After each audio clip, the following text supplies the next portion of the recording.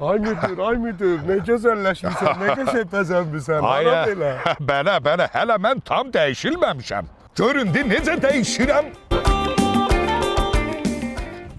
Ay müdür, necə dəyişdin?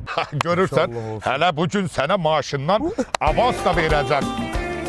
1000 manat sənin avansındır.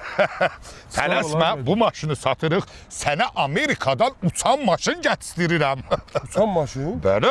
Ay sən mənim sürücümsən. Sənin yerdə nə işin var? Sən göylə getməlisən. Amma 2000 pul köçürtmək lazımdır Amerikaya. Verə bilirsənsə ver, onu köçürtək ki, uçan maşın gəlsin. Uçan maşın. Tamam müdür, məndə də olmalıdır pul. Hə.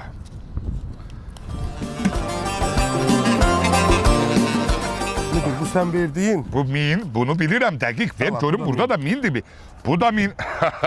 Əla, sənin uçan maşının düz 25 ildən sonra gələcək. Ay müdür, 25 il gözləyəcəm mən maşını. Aya nə qışqırırsan 25 illik ipoteka olur. 25 il gözləyə bilmirsən maşın gəlsin. Aç qapını, məni diskotekaya çatdır.